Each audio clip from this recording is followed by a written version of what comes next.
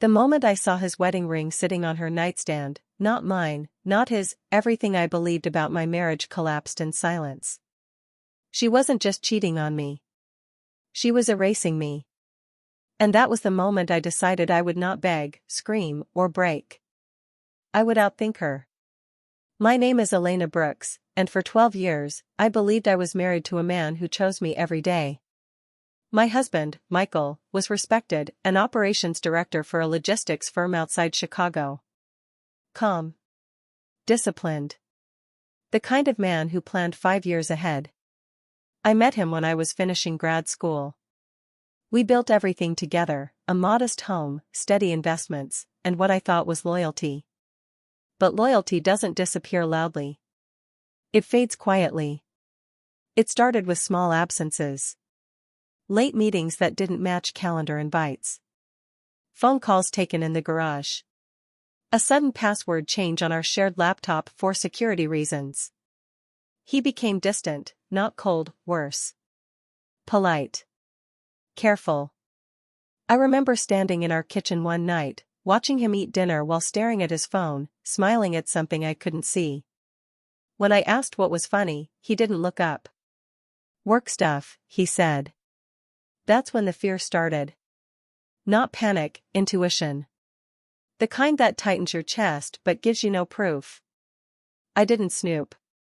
Not yet. I observed. I noticed how he stopped touching me unless I initiated.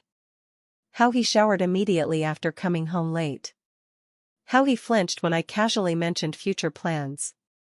I told myself not to overthink. I told myself marriages go through phases.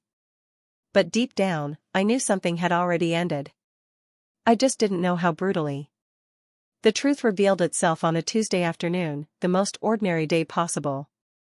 Michael left his tablet at home. Unlocked. I wasn't searching for betrayal. I was returning it to his office bag. Then a notification slid across the screen.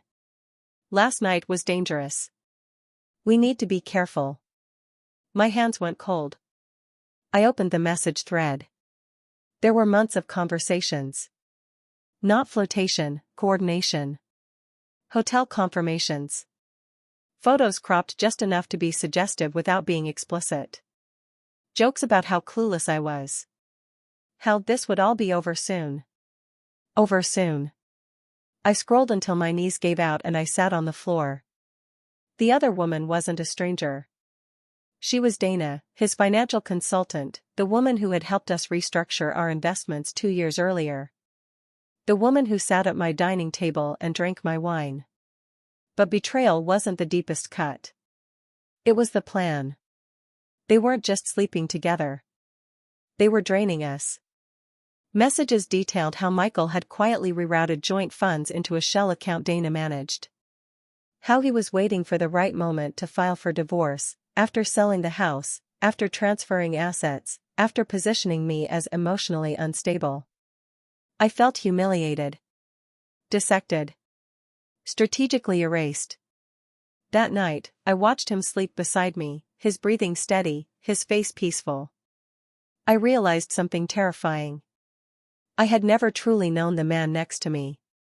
When I confronted him, I didn't scream. I asked one question. Do you love her? He didn't answer. That silence told me everything. For weeks, I existed in a fog. I went to work. I smiled. I cooked dinner. At night, I cried silently in the shower so he wouldn't hear. The betrayal wasn't just emotional, it was systematic. He had studied me. My habits. My trust. My legal blind spots. Dana wasn't just his affair partner. She was the architect. I wanted revenge immediately. But rage clouds judgment, and I needed clarity. So I did something radical. I said nothing. I documented everything. Screenshots. Financial statements. Metadata. I consulted a lawyer quietly, a forensic divorce attorney who specialized in asset concealment. She didn't promise vengeance. She promised truth. That's when I realized this wasn't about hurting them. It was about survival. Michael thought I was weak because I was quiet. Dana thought I was irrelevant because I trusted. They were wrong. The plan wasn't dramatic. It was precise. First, my attorney filed a financial injunction, freezing all joint accounts before Michael could move another dollar. Then we uncovered the shell company Dana had created, linked directly to her professional license. Conflict of interest. Fraud. Breach of fiduciary duty. Every move was legal. Documented. Surgical. Next, I confronted Dana, not emotionally, but formally. A cease and desist letter. A notice of impending civil action. Her tone changed instantly. Fear replaced confidence. Michael tried to regain control, apologies, gaslighting, revisionist history. He claimed confusion. Claimed loneliness. Claimed regret. I recorded everything. When he finally realized the divorce filing positioned me as the financially protected party, something inside him broke. Not guilt. Panic. The court proceedings were quiet.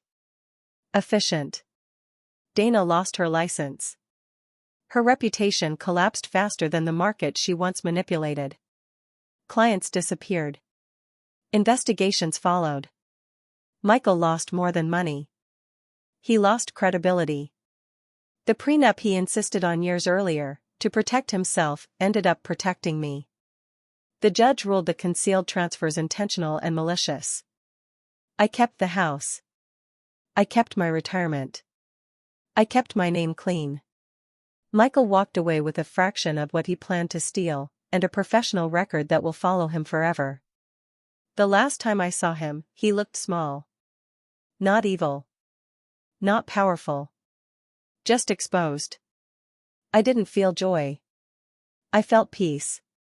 Because justice doesn't scream. It waits. And when it arrives, it doesn't destroy, it reveals. I didn't win because I was ruthless. I won because I was prepared. And that was the last day betrayal had control over my life. If this story made you feel something, pain, anger, clarity, or strength, you're not alone. Stories like this are why Betrayal Nation exists. Please like this video, share it with someone who needs to hear it, and write a comment below. We read every single one, and your voice matters here. Your support truly helps this channel grow, so if you haven't already, subscribe and help us reach 1,000 subscribers. Together, we're building a place where real stories are heard, truth is exposed, and justice finds its voice. This is Betrayal Nation. Thank you for being part of it.